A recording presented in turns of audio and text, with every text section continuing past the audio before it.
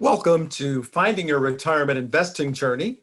I'm James Brewer, CEO and Chief Financial Life Architect at Envision Wealth Planning. Glad that you could join us. We're going to be looking at the Money Guide risk and reward analysis. Money Guide is our core financial planning software, and it's got some pretty powerful ways for us to help our clients advance towards their goals. So let's look at a case today with someone that I am calling Maria. Let's look at Maria's journey. A little bit about Maria. She's single, makes $120,000. She's age 42. She's planning on retiring at age 70. She's going to live to 93. She actually had thought about 65, but she's really thinking, maybe I got to go to 70. Retirement living expenses of $33,000. She's going to do an extra $17,000 in spending on top of that. She's got a 12-year-old daughter who she wants to fully fund a 4-year public college education for that. And she's currently saving 3% in her 401k.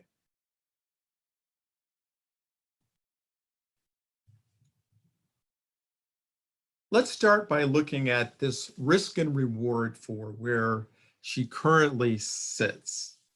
Now, if your eyes following on the page, you might have gone to the blue box at the bottom that says 25%. Let's slow it down and let's come back here. So the first thing is we're looking to calculate and analyzing keeping the same portfolios both before and during retirement. At least that's where we're starting. So if we look a little bit further down, you'll see in a column it says before, you see the words defensive, conservative, balanced, moderate growth, capital appreciation, and equity. And you see the exact same wording on the right-hand side because it says during, because it says both before and during. And then to the next column over, you see something called probability of success. So we like to judge things based upon the probability of success, not just investing for investing's sake. Did I make money? Did I lose money? And by the way, declines are not losses unless you sell. But I know it's uncomfortable, but declines aren't losses unless you sell. Well, we want to look at the probability of success. So the idea is that you're saving money, and over a certain period of time, as it grows and you get investment returns that are further accelerating the growth, then you're increasing your probability of success, that you'll have enough money to live comfortably or into the goals that you have for yourself. So right now, the best she's doing is 25%. That's not necessarily really good by anyone's measure, and a few others are just plain zeros. But we could also look at varying these things, whether or not we should vary it by before retirement or during retirement. But let's look at the safety margin. Well, you wouldn't expect much safety, or if any safety margin, if the probability of success, or hey, are we making it by the skin of our teeth? But let's try to have a little comfort, a little extra cushion here. Currently, we don't have any. And then next, we do address the issue of bear market losses, because you might have said, but if the equity is more risky, or let's say it goes up and down more, because the word risky is just an interesting word to use. It goes up and down more than the defensive. So you might have liked, if you were in defensive, that in the Great Recession, that was that 2008 time period where suddenly we found that we were overinvested in housing. Because some people might have been in that all equity or all stock position, and they didn't like that their account value was down 51%. I heard people saying that their 401k was now a 201k. I think part of the problem there was people were just, I don't know, invested however they were invested. They were thinking that good times were going to roll. They really didn't have a probability of success measure that they were thinking about. Well, let's see if we can tweak Maria's journey some. So we had a conversation. Maria said, I'm really willing to save 10% in my 401k. I'm realizing I need to save more. That's the only way I'm going to make it. Well, golly, it looks like we've got some better results. The defensive now suddenly went from 0 to 67% probability of success. Somewhere in the middle, we see some 80s with the balanced, and the moderate is now at 90. Actually, between moderate and equity, the probability of success stays around the same. However, what does change is this idea of safety margin. Still no safety margin, room for error. With defensive, we start to see an increase as we go from conservative to equity from $147,000 all the way up to about $1 million. Well, about $1 million, that's a large number. I should probably say quite about $1 million. But that's a pretty big margin of error. So what could you do with this margin of error? Well, you could decide that you want to spend some of it, maybe increase your spending rate. Maybe you'll say, I want to pass it on to my child. Lots of different things that you can do depending upon what choice that she ends up deciding that she wants to do. But right now, we're just, again, doing both before and during retirement with the same portfolio.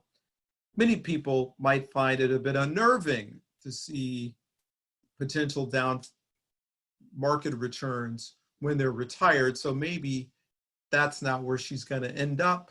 Again, those bear market losses will always be the same because we're just holding those constant. So I'm calling this journey 2.2 a little bit more of a tweak in what Maria's doing. And now you'll see that select which portfolio to vary is now the before retirement portfolio. So if we look on the left, we see defensive changing to equity, but in the during, it always remains defensive. And she might say, I know that my mom or somebody I knew, once they got over the finish line, they got, snapped, bit by that Great Recession return. And I don't know that I want to return to that. So maybe I'll just do defensive there. What can my other positions change? So we can examine that, not a problem. So the balance of the moderate, those look like they're in the 80s, 84, 87, pretty much staying the same all the way to equity. So maybe that's a good choice for her rather than the 91. We'll see that the margin of error has significantly gone down on the equity position, about $600,000. That's real money. Let's just talk about real money. But if she's got to live comfortably, not trying to push it to the limit, maybe that's just the right choice for her. Maybe even back it off a little bit more, do capital appreciation, which currently is projecting about $380,000 in safety margin. You're safe. So maybe we're not trying to push it to be the maximum limit here. But each one of these is someone's own personal decision. Maybe putting it all on one chart here. Let's look at the model portfolio table. Again, it's all part of the package. So we see under name, these names, the numbers, or I should say the names we've gotten used to: defensive, conservative, balanced, moderate growth, capital appreciation, equity. Well, exactly what does all that mean? Well, what you'll notice if you look under the cash column, it stays the same. But what you see changing is bonds and stock allocation. I'm just going to follow along with the stock allocation. So on defensive, it's 25% stock, conservative goes up to 40, balance goes up to 50, and you'll see that it's kind of incrementing up by 15 until it just increments by 10 between moderate growth and capital appreciation. But it's showing you that we're varying the high level strategic allocation is what I would call it with those portfolios. If we look all the way to the right, there's the projected returns of those. We saw those when we earlier. And then this is a measure of the up and down movement that we would expect in the portfolio. We'll try to make you a certified financial planner or a chartered financial analyst in this particular recording. But what we're going to try to do is help you understand that as you see higher standard deviations, that's just indicating that that things are going to be going up and down a lot more. And you'll see that, you know, there's about a 10-point spread between the standard deviation in the defensive compared to equity. So the ride's going to be a lot choppier, but keep your eye on the prize of the outcomes. That's what really what the whole planning exercise is to do, to keep you focused on your goal and not be focused on the investment returns. And if returns bother you, then what kind of tweaks that you can make? You saw in Maria's case, she said, I'm just going to save more money. And then that gave her some more choices.